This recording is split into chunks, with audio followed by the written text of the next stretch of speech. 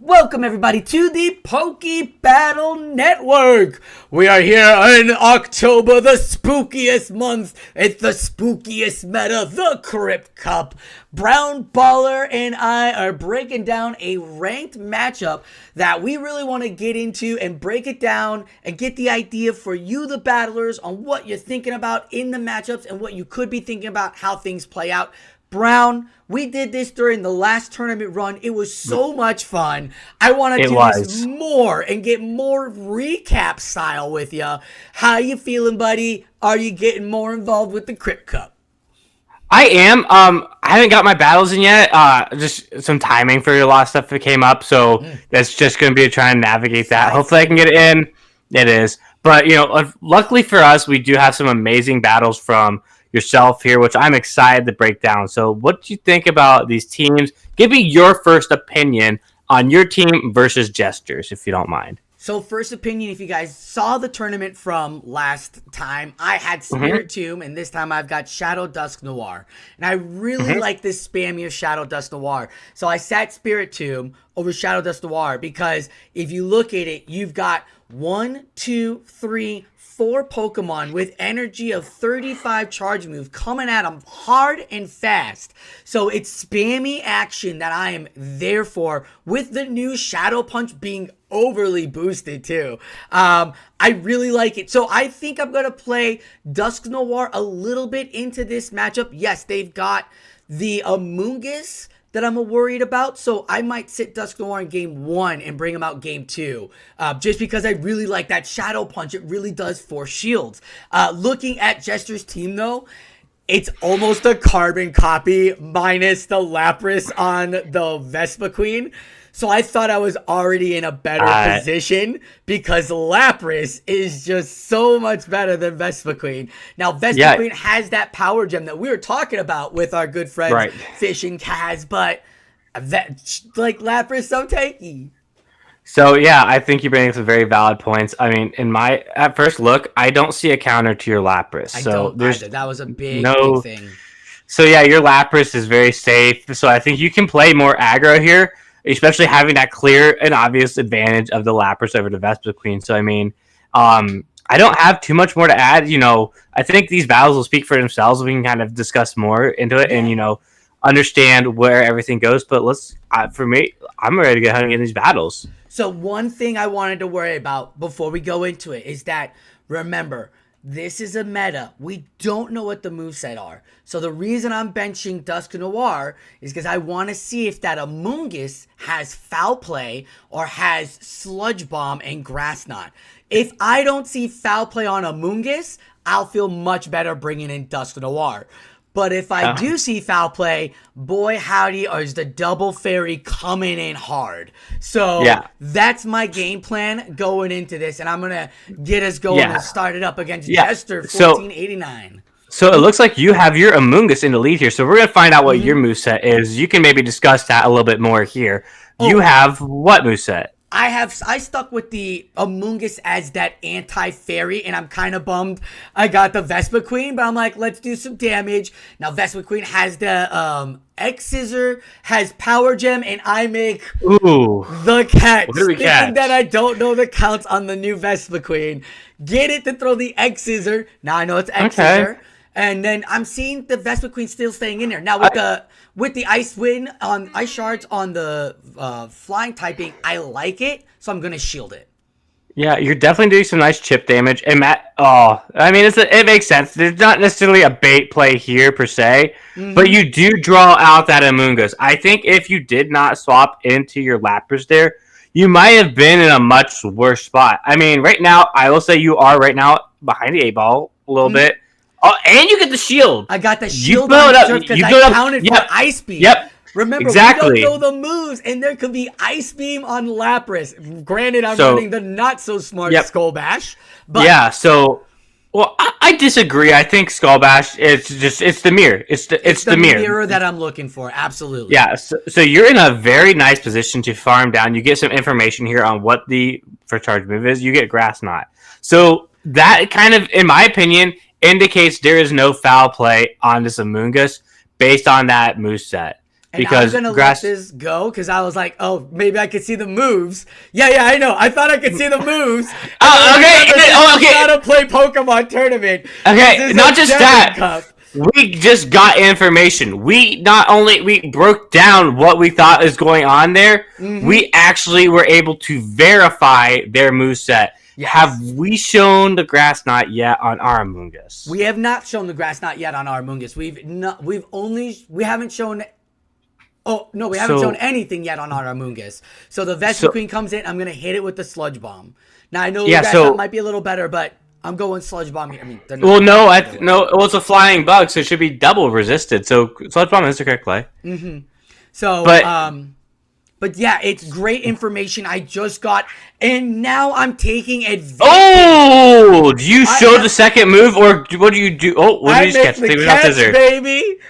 I have a charge move ready to go. I don't know what's in the back. Yeah. This is going to take 10 seconds off the clock, which means I'm going to have 10 seconds to throw right onto the G-Weezing. So I'm baiting it. I want to bait it. Yeah, we're going to pause right here. I want to bait it. They don't have shields. They have one shield. They have a shield ready. Okay. They're going to have to give it to G-Weezing. That Vespiquen left empty. When I caught the second time, they built up so much energy the first time, they left empty. What's up?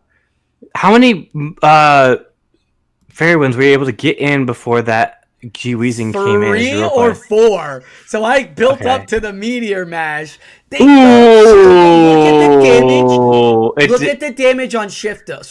Swifto about 3rd damage. So I'm like, you know what?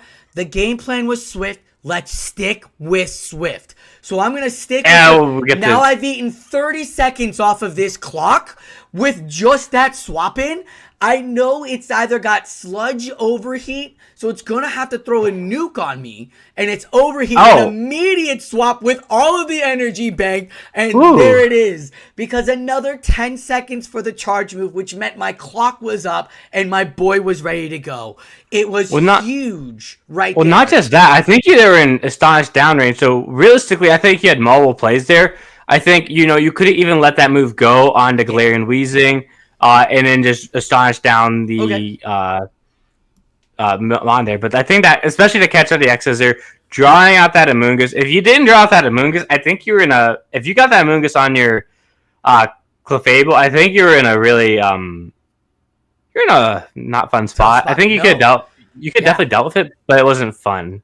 No, I think, and here's the thing, it would have been my Amoonguss against the G-Weezing, and their G-Weezing in the back could have already had energy, which means I would have had to forfeit a shield for an overheat or a bait, and I didn't want to be in that position. So Lapras coming out strong. I did want to draw out the Amoonguss. I was like, I don't get the lead here. Let's get the information then. I actually did not think I was taking game 1. Yeah, well, I mean, you got a lot of information. You did find out the moveset of their Amoonguss. You found out the moveset of their Galarian Weezing. You found out the moveset of the Galarian Weezing and everything. Lots of really good information you got from this matchup, as well as keeping a lot of good information hidden. Yeah. So now that we know it was Sludge Bomb and Amoonguss got kind of owned by Lapras, I'm bringing in Double Fairy. I don't think it's going to come back, but it could come back. I felt like Lapras is so strong, it's going to draw out that Marowak. Even though Marowak's real weak to it, I felt like Vespiquen Marowak is going to have the 2 charge moves that are going to come with it, and either be pair up with the Clefairy or the Weezing. Yeah, well, if you're not showing your Galarian Weezing, it kind of made their Marowak a little less fun. And then, I think they have to pick between Marowak and Vespiquen. I don't think they can't bring both. They have to bring... Yeah. I think one or the other. I think we do see Vespiquen return. I am not surprised by this lead at all. No. It makes so much sense. You have Overheat leading. It makes sense. I unfortunately didn't get to say that, but I'm now going to say this in hindsight, so it does look a little bit better for me. That would have been my prediction for the lead in game number 2. You predicted that? Okay. I would have, but I didn't say it before it happened. So I mean. It's okay. No one. I would take your word over that. I was not thinking G-Weezing was going to come back to play. This Amoonguss is going to be a problem. I think he was going to close G-Weezing. Yeah, the Amoonguss is, and he's letting it through, which means I'm trying to do as much damage as I can. Yeah, you have to shield this. Please shield this, right? Exactly. I Okay. have to shield this. I I don't- need to get that fast move down and bring it down. Yeah. And here's the problem with that, though. This is going to actually put me in a weaker position because if he brings Cliff Fable in the back, I'm in a world amount of hurt. I disagree with the play you made here. I think at that health, taking only neutral damage of your Galarian Wheezing, I think you could have safely came into your Galarian Wheezing and farmed down at that point. Because now his Galarian Wheezing is in a very dominant spot of a shield advantage. That's what I was saying right there. I think your Lapras at that point became a shield and maybe some fast move pressure in a certain scenario, but... Okay. Ooh, this is going to be overheat. This is going to be overheat, huh? And I'm like, it can't be. I missed my counting. I was like, it can't be. Well... And it was. So it didn't matter. You couldn't shield. You were in a shield disadvantage. I'm in huge shield disadvantage. But the didn't thing matter is what it that was. I don't you get have a shield. Amoonguss. I don't but have you Amoonguss can't get farmed down, right? And I think it's the Clefable in the back. Yeah. Okay. This is fair. You getting that off is convenient. It's not great. Vespiquen instead. They made the catch. Didn't even see it happen, and they made the catch right into the Vespiquen. I'm like, okay, here's some luck. Yeah, you need to just build up as much energy as possible, and I think you can go straight overheat and not care. Look how much damage. Oh, I don't like this. I do not like this bait. I'm doing it for the bait. I'm doing it for the bait. I do not like this bait. There's no reason to bait here. Yeah, there's no reason to bait there, in my opinion, because you're going to get the 2 overheats. One overheat, even debuffed, would have done enough damage, in my opinion. Right. That I think you were still fine and could have cleared up switch clock. Yeah. Yeah. Because now you're just starting to eat too much. Yeah, no, I can't. So when I decided not to bait, I went with the same idea of Swift, where I'm just going to start spamming off brutal swings. Brutal after brutal. And, see, here you could bait, though, because they have to shield, and this is the only... Yeah. And now you have to kind of stutter catch. Oh! And he doesn't shield, and so I swapped. I was like, what just happened? Because I baited this whole time. He thought I baited. He told me in game 2 he missed his count on that overheat as well. He said he lost. Okay, I don't know how we pulled that one off. I'm going to be honest on that one. Very well played. Very well played. I mean, that I was wrong there. That was not the bait play. That was the nuke play. That was a great play there. I mean, yeah. I mean, sometimes, you can, micromanage, some of the matchups, but I mean, when it comes down to results, I mean, you got the results, and I think based on how the outcome went, I mean, can't complain. No, I mean, I thought I was done for too. I was like, there's no hope. There's nothing there. And I thought, I don't know, maybe he thought that, no, he's better than that. He wouldn't have thought that Clefable had energy. I threw and dipped. So, yeah, it was just a miscount, and it was a fortunate miscount for me there because I was able to sneak in. But, again, making the wrong call on the leads is really tough. So I'm going to sit Lapras on this one. See, that is one reason why I do typically not like to trust counting, because you can make a mistake and say they are 1 short. What I like to do is evaluate the scenario. There's some times where it's obvious they have not done something, but if they're close enough, there's enough times where I don't trust my own counts that I have to ration out through the reason. Have they built to an overheat? Will they throw it? And stuff like that. And that's my opinion on some of these plays like this, is trying to bring out rationale, even if my counts could be correct or incorrect, because that takes that aspect out. Also, I do like to know where my opponent is. I agree with you on that. Like, is it the smart? I figured more on the strategic of, is this the smart time to throw it or not? Correct. Which sometimes is where I go and I throw the overheat. I throw the nuke because they're thinking this is the time that I would bait them, or any regular player would bait them. And instead they get woken up. Amoonguss gets woken up with an overheat to the face, not expecting it. So... knowing that Amoonguss doesn't have foul play, I'm going to lead the Dusk Noir, having good play with that. And then I feel it's going to be Vespiquen lead again. He closed with it. So he opened with it. He closed with it. He knows I really like my Lapras. So I feel that he's going to bring that Vespa Queen again. Maybe bring his own Clefable. There's no reason to bench your Lapras, so please tell me that you do bring it game 3, right? There should be no reason. I bench Why? I must be missing something. I think there's no counters. There's no counters to it though. Because I'm a savage. Lapras has no counters though. I think we can't bench it. Because I'm a savage, and there's the Marowak. And then I sat there. This is neutral. I should have brought in Lapras. Dusclops was here. I wish I had Dusclops at this one, because Dusclops. I like the Dusknoir lead here. It makes a lot of sense. It has a lot of fast move pressure and ability to farm stuff down. It's a good lead. I do say is slapping like crazy. So I am not mad at anything. This actually hits almost like a super effective ice shard, and I got one in, so he's gonna be. I don't know if I would shield this. I don't know if you live it, but I would have. I actually do live it, but I'm going to go shield for shield with my opponent to see where their head's at for this one. Well, the reason I'm saying that is because... Monkey see, monkey do right here? No. So I'm going to swap and then boop, boop, get the energy, let him throw it, and I can soak that up. Well, I know I'm trying on my boy, and I should have farmed it down, but... It's fine, you kill it. You kill it there. You kill there. Yeah. But, like, my thought process was that at that range, you live it, you have that shield advantage, and you have enough health that you farm down if you're Amoonguss. Your Amoonguss with energy hits neutral into everything, which makes it very valuable there. Man, you have to shield this, right? Have to. It's too good. No, because Clefable's in the back. It's too good. Meteor Mash. I know. Ooh, I don't. Well, you have a shield. You have a shield. You have a shield. They have a shield, and it's a Clefable, and I have one extra tap, baby.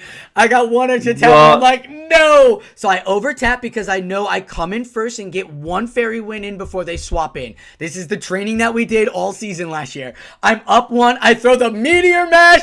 I get it through, and I make the catch. I think they bait you, though. I'm going to call it they bait you. Bait me all they want. But we don't know if they have it doesn't matter. Yeah, we don't know if they have Swift. We've never seen Clefable. So they having Moonblast, Clefable being healthy with a shield, and I'm able to make the play. So because I did those and I baited that, that's how I was able to make that in game 3 happen. Because the overheat in game 1 on the Amoonguss wasn't expected, and it one-shot the Amoonguss out of there. Then we got the overheat off of the miscount, and that took the Amoonguss out again. Only so that the Meteor Mash, which does so much damage, did not get shielded. Oh. Yeah, I mean, in my opinion, the way you've played this meta through these battles has been very, very solid, very fundamentally solid, and very team. I think you have a solid team. I think your team building in this was absolutely on the money, fantastic. My biggest issue here is Dusknoir. I don't love it, but it's your play style. It's not mine. But I'll ask you. So in this game, and I guess this tournament so far, the games before, what has your opinion been on this variant of the team compared to the previous variant? I really like my Spiritomb. So, Dusknoir is great. The Astonish does some good damage. It soaks up. But man, I just love that. The Sucker Punch is going in so fast. I know you. The Rock Tombs, like you get those spiders.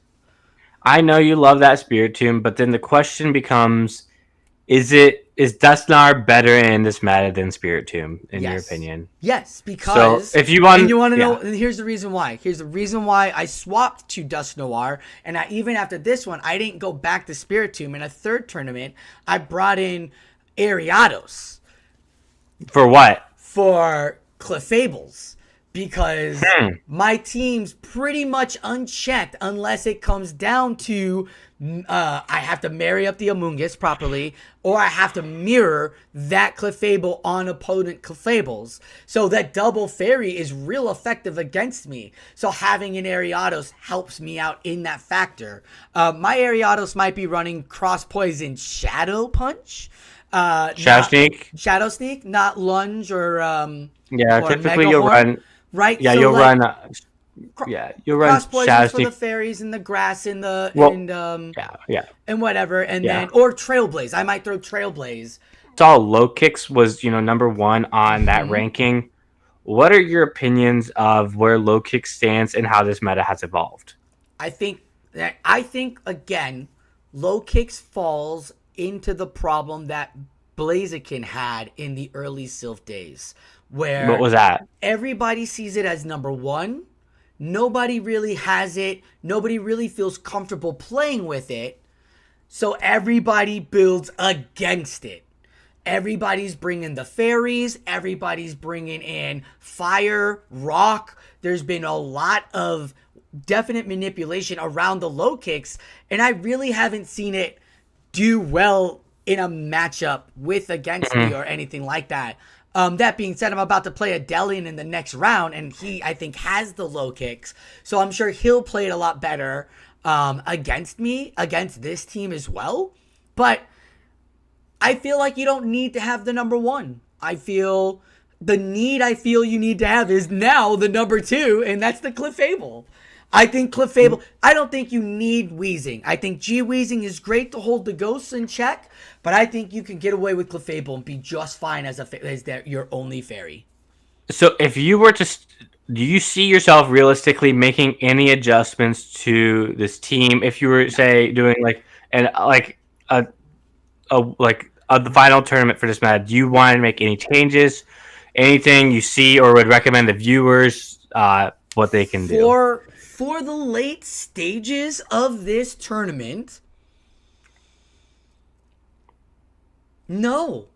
I mean, even if I brought in Spiritomb, Dusknoir, or Ariados, my main core has always been the double fairy, Lapras, or Amoonguss, or Marowak, which I didn't even play. And I love how Marowak is playing with that Mud Slap right now. It definitely puts the walls on those G-Weezings and those Amoongusses, because yes, it has the grass typing, but it's also poison typing, so it's neutral, so it's soaking up that damage. It's not the best, but it goes against those ice.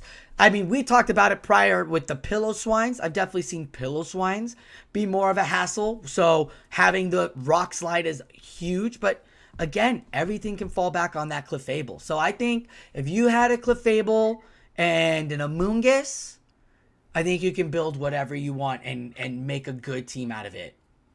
So, could you correct me again? You said in one of your other tournaments you dropped Clefable? Am I correct there? I dropped so with the Ariados, I think you said you dropped Clefable for Ariados. I dropped Dusknoir for Ariados. Oh, okay, I see. So you think that the Clefable, because I needed more Clefable pressure. So overall, you say that this core 5 of Amoonguss, G-Weezing, Shadow Lapras, Marowak, Clefable is your solid picks. Don't change those. If you viewer would like to switch a pick, say they don't have Shadow Dusknoir or normal Dusknoir, that is the pick that you believe has flexibility on your team comp, correct? Yeah. Yep. Okay. This is it. And you know what? Like, unless I knew a specific battler was coming, I would kind of play to that a little more. Okay. But this is the core. I would say the core 5. We're coming to the end of the meta. We just got the new meta drop, the Chaos Cup, so very excited about that. You and I are going to be talking about that later in our first looks in core. So be sure to find those videos down below. We'll have the links for that down below as well. But for this meta, as it wraps up for October, I'm going to stick with this 5. I feel super comfortable with this 5. I mean, the 6 or 7 too, like we saw the 3 other Pokemon that were there, the Spiritomb and the Ariados on my monthly meta tag. So whichever one I feel like playing with, I'll play with in a final tournament if there was a big grand tournament. besides that, this meta has been super fun, and I'm real excited to get to play the last 2 rounds and then get on to the Chaos Cup. So I guess overall, where would you rank this meta so far in metas we've had this season? I would give this an A tier. I give this an 8. Well, I mean, no, of all the metas we've had this season so far, We've where only would had you one rank this? this season. So this is number 1 right now? This is number 1 right now. So it gets an S. So it gets an S. On a curve, it gets an S. So okay, so I guess this is gonna. Yep, this is gonna have to have, in my, it sounds like Sosa's opinion, some high expectations that all these guys have to meet. But I know that meta development team can absolutely, try and eat match this meta or even be better, which would be great for everybody. So, yeah, I have nothing more. I feel like they did a great job with this meta. If you can feel agree. Comfortable with the 5 or the 4 and you can play around it. Like, again, we both had Clefable, but I was the only one rocking Swift, and he was rocking Meteor or Moonblast, and that affected the way that outcome played at the end of that matchup. So, yeah, you could play it so many different styles. Yeah, I think your ability to play this meta right now, in my opinion, you're absolutely crushing this meta, and I'm very excited to be able to watch these battles. So, thank you for sharing them with us. Yeah, I love the breakdown we did, and this was so much fun. Jester is such a great battler. I've run into him around the scene all the time and to Flash for everyone. So it was good to get some friendly rivalry matchup going here, especially in the Palatown PvP tournament, which is my 6-rounder, which is now on round 4, which we've got to get going so it counts for the rank system. Because the first rank is going to be locked up on October 31st, and then the ranks leaderboards will be up the end of the middle of November. So I'm not gonna lie, I'm looking at first page. Maybe I'm not gonna be down past 200s. Well, I can tell you this: no matter what, you're number 1 in our hearts, Sosa. Love y'all. Well, that's going to wrap it up for us as we're going to do this Crypt Cup breakdown. Thank you all for watching this matchup. If you did like the way this matchup and tournament played out, go ahead and give us a comment down below. Love to hear from you about the play styles. What was your core 4 of this tournament or this meta? And are you excited for the rest of Season 1? Did the Crypt Cup get you hyped for Season 2 of Devon? Brownballer, that's going to wrap it up for us. Thank you for joining me, buddy. Yo, Sosaflo, thank you for having me. And, links down in the description below. Make sure you click those. Give us a comment. Give us a like. If you haven't already, please subscribe to the channel. It would greatly, greatly help us out and trying to beat that YouTube algorithm. So, it's all, yes. Algorithm be damned. That being said, thank you all for watching the Poke Battle Network. And like always, keep on battling.